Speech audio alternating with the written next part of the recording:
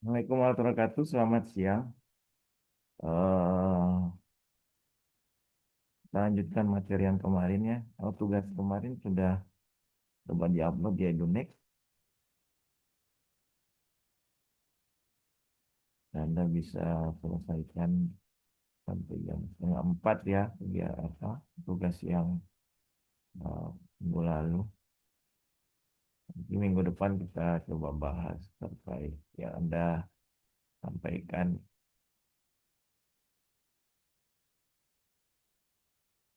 Oke, hari ini kita lanjut ke ekotoksikologi dan teknik sampling. Eh,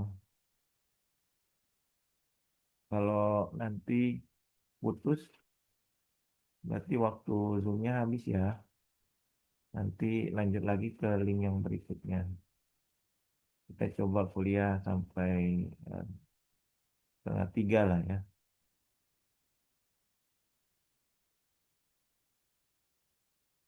Lo ada pertanyaan terkait tugas kemarin nggak? Saya baru buat uploadannya untuk di Edunet.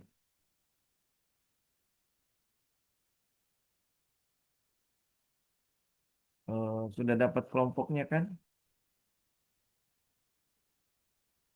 Dia punya kelompok kan? Sudah, Pak. Nanti tinggal dibagi mana buat yang presentasi, bagian kromatografi, mana bagian spektrum, mana bagian elektrometri ya.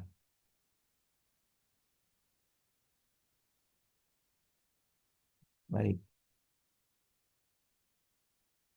Ekotoksikologi itu sebenarnya apa itu toksikologi? Kita harus memahami toksikologi dan ekonya ya. Kalau eko kan pasti environment ya. Nah, toksikologi adalah sifat toksisitas dari suatu ada di lingkungan yang biasanya perlu dilakukan tes terhadap suatu polutan. Biasanya tes ini jangka pendek dan type exposure ya. Kita melihat exposure-nya apakah dia lebih tinggi, bagaimana dalam jangka pendek dia bisa memberikan efek toksik kepada makhluk hidup.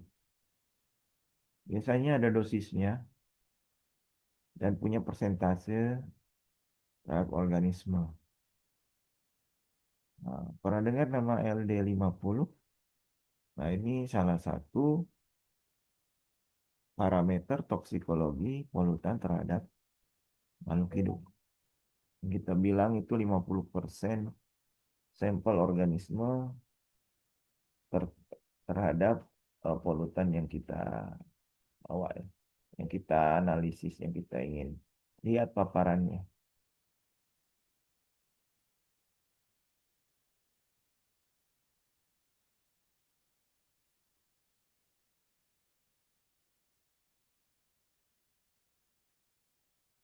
Efeknya bisa non letal, bisa reduksi in the rate of growth. Efeknya bisa mereduksi laju pertumbuhan si makhluk hidup atau ada mutasi ya. Jadi decrease population itu akan terjadi penurunan populasi pada spesies. Efek monitoring biasanya pada laboratorium untuk eh, efek kroniknya cenderung complicated kalau ada polutan lain di dalamnya. Apalagi kalau efek dari ya respon dari tiap makhluk hidup kan beda-beda ya dan sulit terkontrol. Itu terkait ketahanan tubuhnya terhadap toleransi polutan itu sendiri. Apa itu toxicity? Itu hal yang abnormal akibat adanya efek racun. Intoksisasi itu biasanya kita sebut sebagai racunan ya. Toksin itu ya racun. LD50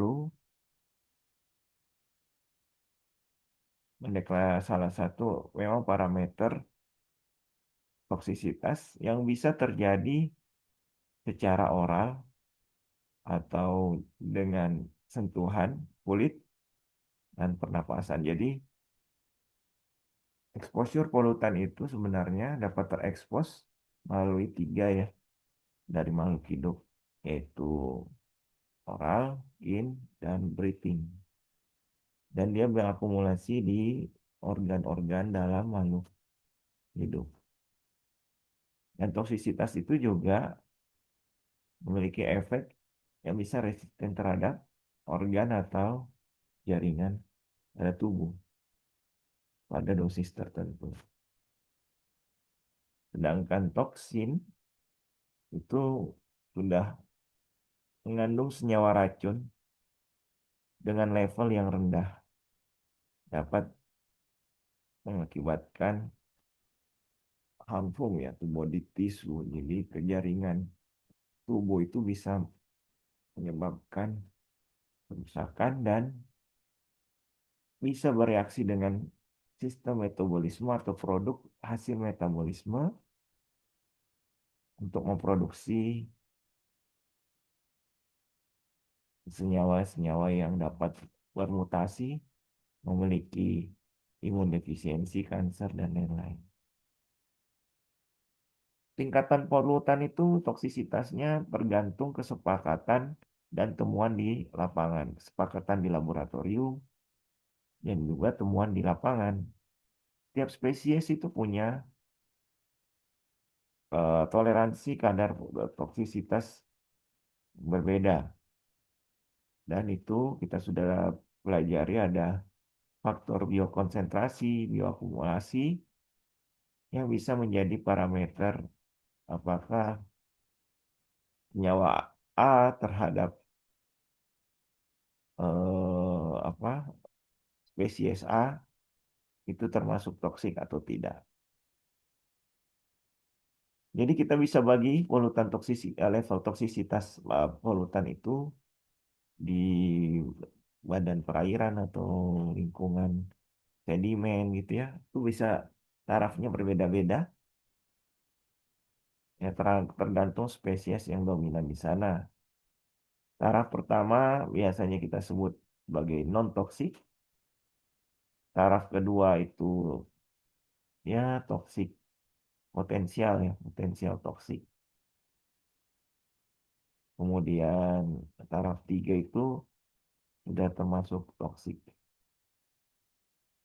Tahap keempat dan lima, enam itu sudah melihat bagaimana paparan yang masuk, kadar yang masuk, dan respon dari makhluk hidup ya. Hingga ada taraf 6 super toksik. Jadi kalau misalnya taraf 6 itu ada polutan organik 10 ppm, taraf 5 itu 8 ppm misalnya. Jadi itu dilihat dari kajian berbagai laboratorium terhadap spesies tertentu dan senyawa polutan tertentu. Lalu sini yang mau tanya,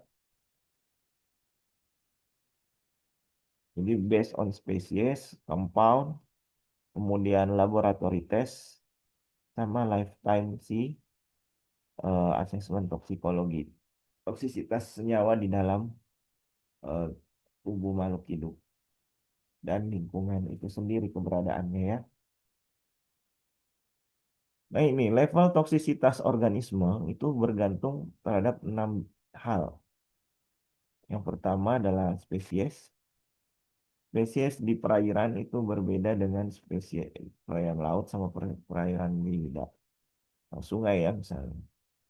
Ikan, kerang, itu juga tergantung habitatnya. Kalau ikan kan dia suka berenang-berenang. Kalau kerang, gastropoda itu biasanya di daerah yang apa namanya tempat di mana sedimen polutan terakumulasi banyak di sedimen mengendap dan menjadi tempat hidup hinggap si gastropoda itu sendiri. Jadi paparan gastropoda sama ikan itu biasanya lebih besar ya gastropoda untuk polutan.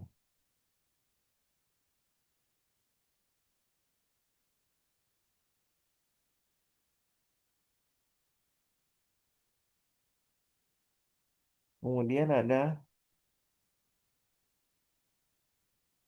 pola entry polutan. Jadi apakah polutan itu bisa masuk melalui oral, melalui sentuhan kulit, atau melalui pernapasan.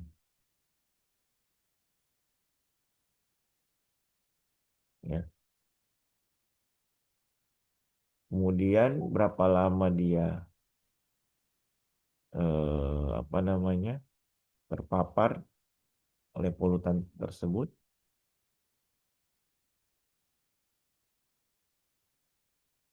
dan berapa konsentrasi dari si polutan itu. Jadi terkadang paparannya tidak banyak tapi konsentrasinya besar, tidak sering ya misalnya. Kemudian yang kelima ini juga perlu kita telaah karena kemarin juga saya minta kalau kalian mengenal analit tertentu harus lihat physical chemical propertiesnya.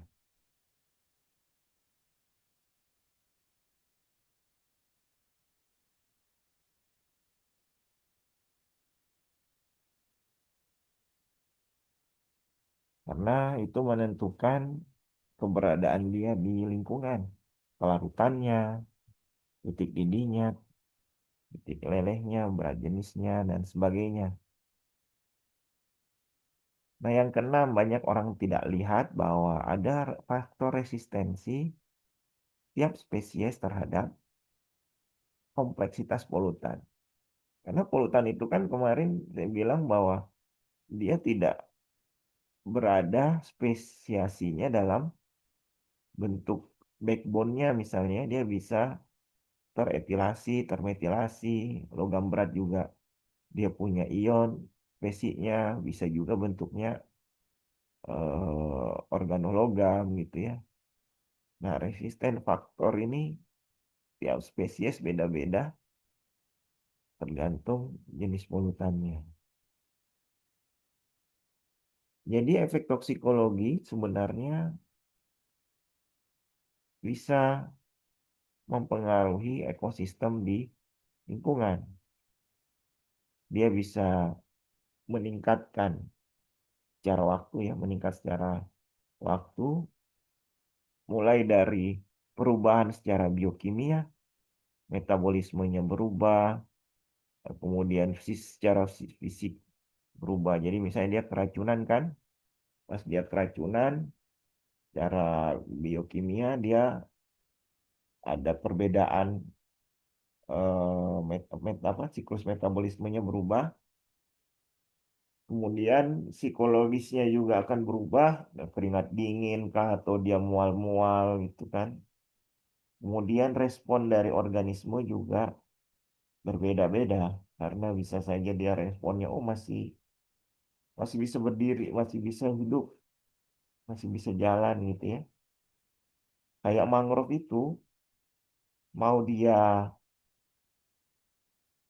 memiliki kandungan polutan tinggi, tapi dia masih bisa hidup walaupun di akar-akar mangrove tempat hidup gastropoda atau spesies biota mati di dalam akar tersebut gitu ya.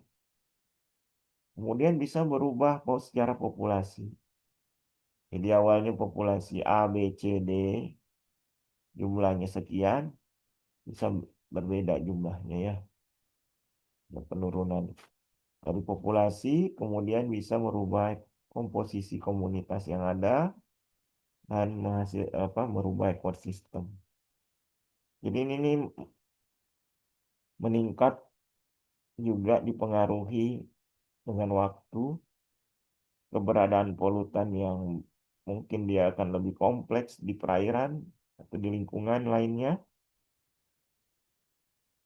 Eh, jadi berjalan secara waktu dia akan berubah secara eh, apa namanya merusak ekosistem. Nah, ini kita sebut sebagai ekotoksikologi.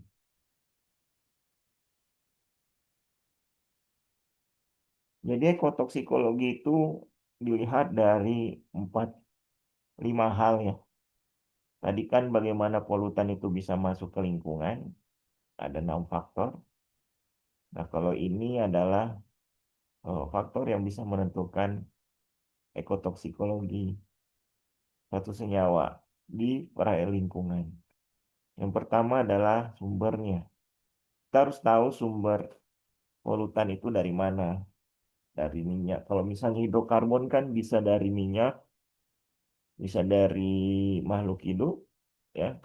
Dan bisa dari hasil pembakaran.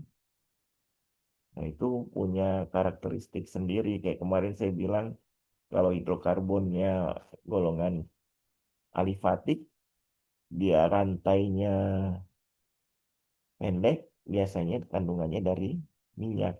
Tapi kalau rantainya panjang, dia berasal dari daratan atau makhluk hidupnya. Kemudian yang kedua adalah distribusi dan transport, serta transformation polutan itu sendiri. Setelah dia mempengaruhi biogeochemical pathway, dia bisa terdispersi dalam air, kemudian udara, dan juga sedimen soil. Dia belum sampai ke organisme, karena polutan kan awalnya dari media lingkungan yang larut dalam air, udara, atau sedimennya. Nah, baru ada exposure on uptake faktor ketiga terhadap organisme. Paparan organisme kan tidak bisa dipungkiri ya, karena dia hinggap di situ, makan di situ, hingga akan merubah fisiologis dan biochemical properties dari polutan. Responnya juga menjadi suatu faktor ekotoksikologi dalam apakah polutan itu ditransformasi menjadi senyawa lain atau dia menjadi parameter keparahan toksikologi kondisinya di cairan.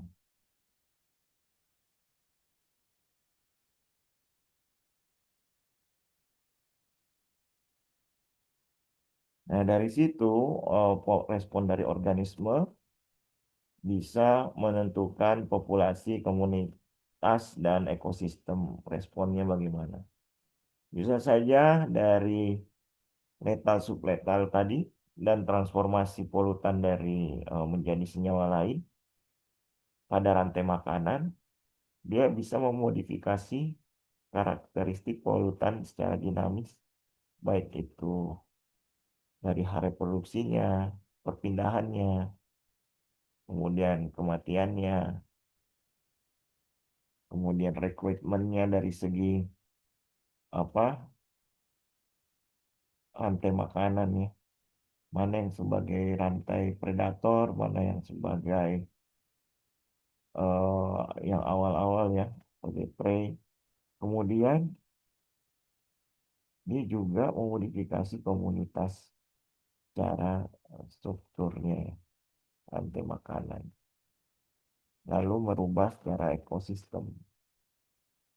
Nah, itu merubah respirasi, kandungan BO di dalam perairan misalnya, fotosintesis, patterns nutrien.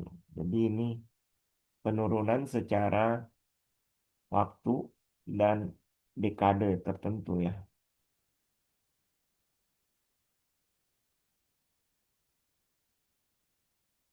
Nah, ini kemarin kita pelajari faktor biokonsentrasi ya sudah ya.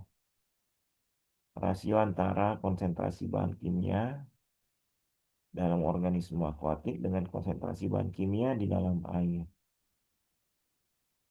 Jadi faktor biokonsentrasi juga kita bisa hubungkan antara faktor biokonsentrasi dengan kelarutan senyawa dalam media lingkungan.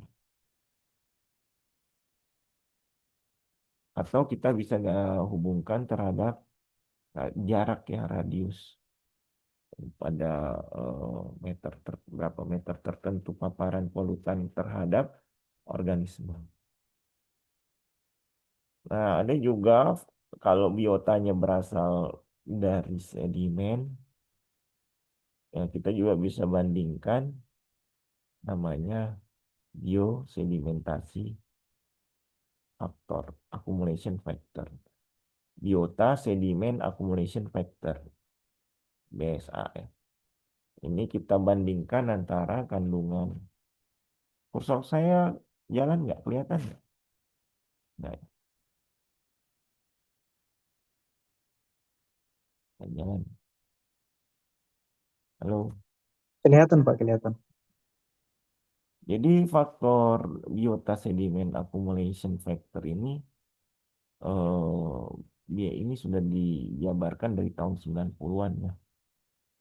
Jadi di mana suatu senyawa punya larutan kesetimbangan ya di dalam media air dan juga kesetimbangan di media sedimen ya.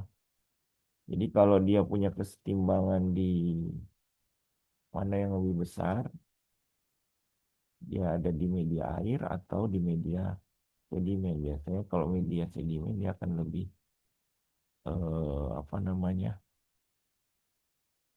lebih mengendap ya, atau dia terakumulasi di sedimen. Tapi kalau air kan dia masih melayang-layang, bisa kemarin bisa sama yang tersuspensi atau yang terdispersi dalam air ya. Nah, contoh itu ada biota apa itu land breakaways ya.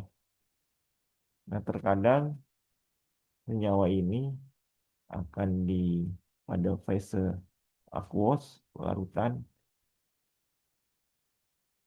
dia akan memakan senyawa itu pada fase air. Nah, ini kita sisa sebut biokonsentrasi faktor. Tapi di sedimen itu kan pasti ada sisa ya. Tidak semua ada di air kan. Nah, hubungan berapa banyak di sedimen dengan berapa banyak di air, di mana di biota, kita bisa tentukan biota sedimen accumulation factor. Sebenarnya ini eh, kontrol ya, kontrol akibat adanya bioakumulasi, biokonsentrasi tadi. Faktor biokonsentrasi kan antara biota dengan air kan. Nah, yang tersisanya itu adalah yang ada di sedimen. Nah, di sini kita bisa hitung yaitu CO. CO itu adalah chemical organisme, apa senyawa dalam organisme yang pada berat basahnya ya, secara konsentrasi berapa. Kemudian kita bisa tentukan lipid konten. Nah, ini juga lipid konten pada jaringan jaringan yang basah ya. Nah, berarti Anda harus cari berapa kandungan lipid pada jaringan yang biasanya terpapar. Biasanya kandungan lipid pada pernapasan, insang gitu ya, atau kandungan lipid pada kulit, atau kandungan lipid pada oral. Kemudian baru konsentrasi senyawa itu pada sedimen. Kenapa kita pakainya berat basa untuk organisme? Sedangkan yang sedimen berat kering ya. Karena kalau kelarutan senyawa itu bisa saja kalau kita berat kering untuk lebih susah sih me-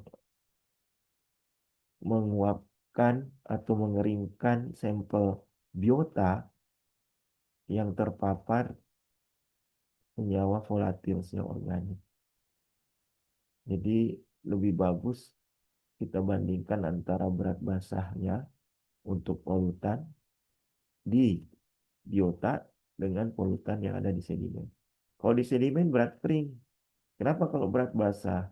banyak mengotor, matriksnya sangat besar ya, dan apa namanya, bisa mempengaruhi pengukuran kalau kita menggunakan sedimen berat basa.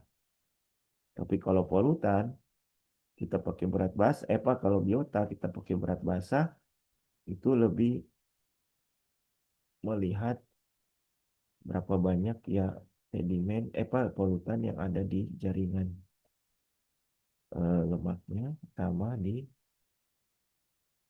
organisme saat dia kondisinya seperti ini. Kondisi saat kesetimbangan senyawa itu dalam air atau di dalam sedimen. Makanya fasanya harus fasa larutan untuk di biota. Jadi lebih ke berat basa ya. Nah ini kalau sedimen kita bisa tahu konsentrasinya dan juga total organik karbon.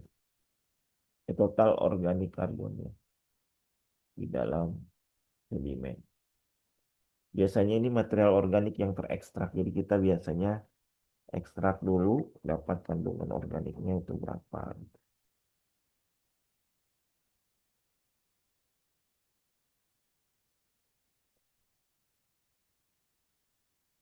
Kemudian kita juga biasanya punya guidelines.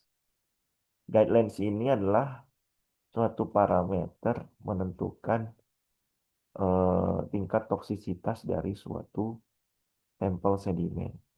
Ini biasanya ada parameter tertentu ya. Ini ada T, itu ada threshold ya. L itu low threshold effect low. Jadi low threshold pada efek rendah. Kemudian ada ERL, efek range. Jadi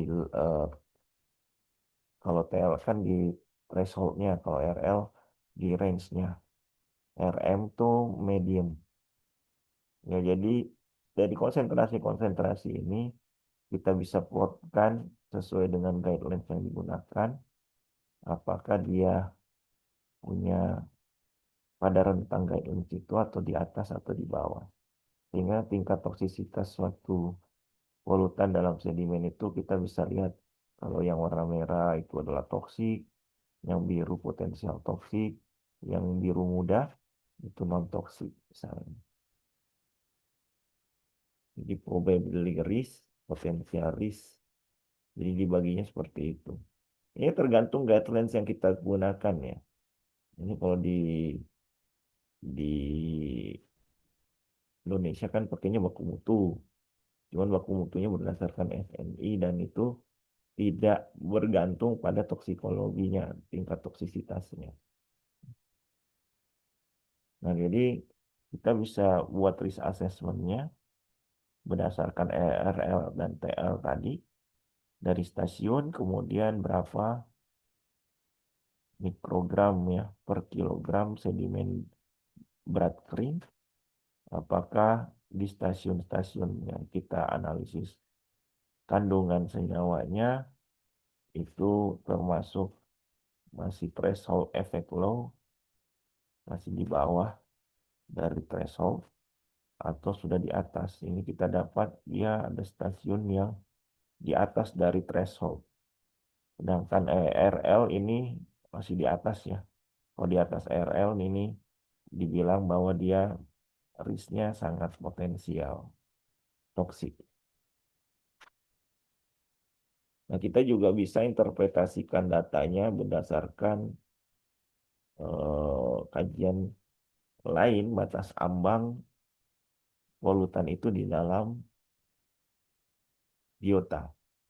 Ini misalnya ada 6 PAH, polutan aromatik hidrokarbon yang terdapat pada jaringan kering ya. Nah, ini kita tidak bisa menghitung biota sedimen accumulation factor karena dia beratnya kering. Kalau nanti dia berat basah kita bisa tentukan. Nah, ini contoh senyawa pH dari cincin 5 sampai cincin 6. Kemudian ini polutannya, biotanya yang berasal dari 4 sumber berbeda. Ada kampung laut, ada mangrove, ada Pertamina gitu ya. Nah, di sini kita bisa simbolkan warna hijau itu dia masih di bawah batas ambang untuk bisa dikonsumsi. Kalau yang hijau apa yang orange itu potensial alert. Nah, ini salah satu berasal dari guidelines safety food ya pada suatu moluska kerang untuk bisa menentukan apakah dia masih layak dikonsumsi atau tidak. Kalau yang coklat itu sebenarnya udah tidak bisa dikonsumsi ya. Kalau yang merah udah pasti. Kalau yang hijau masih, karena dia masih bisa mengakumulasi sebenarnya. Tapi still safe di in consumption. Nah, ini beberapa parameter konsentrasi dari misalnya kemarin itu kan ada PAH itu ada penantren, ada antrasen ya. Nah, konsentrasi yang kita dapat kita bisa bandingkan dan apakah dia berasal untuk menentukan sumbernya, apakah dia berasal dari minyak atau dia berasal dari sumber pirolisis atau sumber pembakaran atau kecampuran dari keduanya. Nah, di sini dengan adanya parameter-parameter indeks tertentu kita bisa gunakan untuk mencari sumber polutan itu sendiri pada sampel sedimen atau biota atau air. Ada pertanyaan?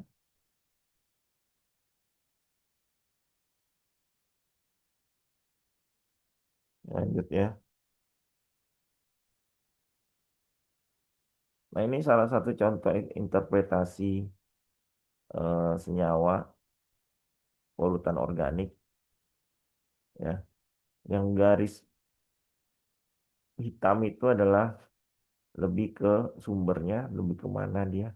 Dan ini ada garis putus-putus sama garis hitam. Cuman bedanya hanya lebih ke sumbernya aja dari mana. Ya.